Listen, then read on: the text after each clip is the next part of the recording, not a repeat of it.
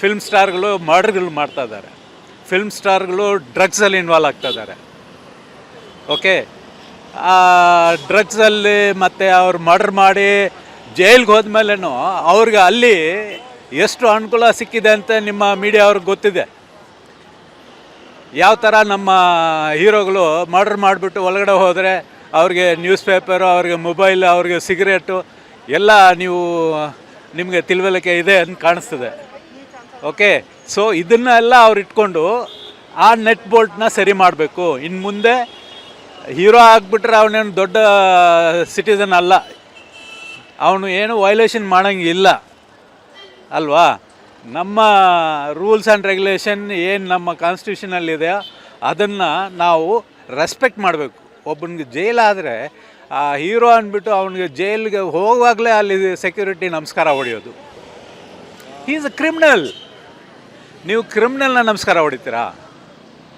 ಅವನು ದೇಶಕ್ಕೆ ದ್ರೋಹ ಮಾಡಿದ್ದಾನೆ, ಅವನು ಮರ್ಡರ್ ಮಾಡಿದ್ದಾನೆ ಅಂಥವ್ರನ್ನ ನಾವು ನೋಡಿದ್ದೀವಿ.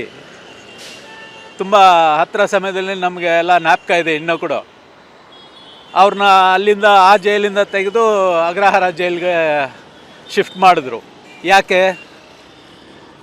ಸೊ ಇದರಿಂದ ನಮ್ಮ ಡೆಪ್ಯೂಟಿ CM ಏನು ಹೇಳಿದ್ದಾರೆ, DK ಶಿವಕುಮಾರ್ ಅವರು ಕರೆಕ್ಟಾಗಿ ಹೇಳಿದ್ದಾರೆ. ಅದೇ ನೆಟ್ ಬೋಲ್ಟು.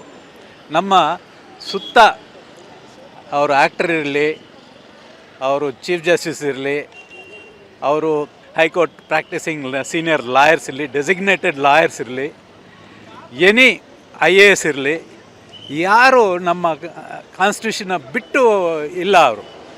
ಅವ್ರಿಗೂ ಎಲ್ಲ ಇದೇ ರೂಲ್ಸ್ ಆ್ಯಂಡ್ ರೆಗ್ಯುಲೇಷನ್ ಇದೆ. ಅದನ್ನು ಬಿಟ್ಟು ಹೋದರೆ ಅವ್ರನ್ನ ಸರಿ ಮಾಡಿಸೋದು ಯಾರು? ಮೀಡಿಯಾದವರು, ನಮ್ಮಂಥವರು. ಸೊ ಇವತ್ತು ನೀವು ಈ ಪ್ರೋಗ್ರಾಮ್ಗೆ ನೀವು ಏನು ಇಂಟರ್ವ್ಯೂ ತಗೋತಾ ಇದ್ದೀರೋ, ಏನಕ್ಕೆ? ಸಮಾಜದಲ್ಲಿ ಏನೋ ಹೆಚ್ಚು ಕಡಿಮೆ ನಡೀತಾ ಇದೆ, ಅದನ್ನು ತಿದ್ದಬೇಕು ಅಂತ ಒಂದು ಉದ್ದೇಶ. ನಾಳೆ BJPನೋ ರೂಲಿಂಗ್ ಬರ್ಬೋದು. ಇವತ್ತು ಕಾಂಗ್ರೆಸ್ ಇದೆ, ನಾಳೆ BJP ಇರುತ್ತೆ, ನಾಳೆ ಅದು JDS ಇರುತ್ತೆ. ಅದು ಯಾರೇ ಇರಲಿ, ಅವ್ರ ಸಮಯದಲ್ಲಿ ಏನು ನಡೀತದೋ ಅದನ್ನು ತಿದ್ದೋದು ರೂಲಿಂಗ್ ಸರ್ಕಾರಕ್ಕೆ ಬಿಟ್ಟಿದ್ದು. ಅವ್ರಿಗೆ ಫುಲ್ ಹಕ್ಕಿದೆ. ರೀಸೆಂಟಾಗಿ ನೀವು ನೋಡಿರ್ಬೋದು, ನಮ್ಮ ಚೀಫ್ ಜಸ್ಟಿಸ್ ಆಫ್ ಕರ್ನಾಟಕ ಅವ್ರು ಏನು ಹೇಳಿದ್ದಾರೆ, ಈ ಸೆನ್ಸಸ್ ಮಾಡ್ತಾ ಇರೋದು ತಪ್ಪು. ಅವರು ಯಾರಾದರೂ ಬಂದು ನಮ್ಮನ್ನು ಏನಾದರೂ ಕೇಳಿದ್ರೆ ನಾನು ಏನೇ ಕೊಡೋಕ್ಕೆ ಸಿದ್ಧವಾಗಿಲ್ಲ ಅಂತ ಅವ್ರು ಹೇಳಿದರು, ಚೀಫ್ ಜಸ್ಟಿಸ್. ನಾನು ಹೇಳೋದು ಇಲ್ಲಿ, chief justice he is not above constitution. Retire ಆದರೆ ಮನೆಗೆ ಹೋಗಬೇಕು.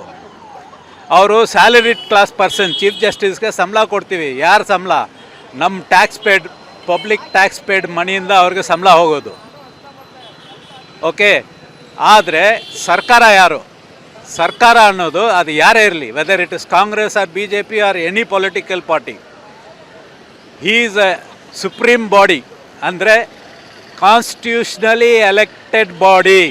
ಚೀಫ್ ಮಿನಿಸ್ಟರ್ ಆಗಲಿ, MLA ಆಗಲಿ, ಏನೇ ಆಗಲಿ, ಅವರು constitutionally elected body and they are running the show and they are the governing body. They have to take proper appropriate action and rule the government.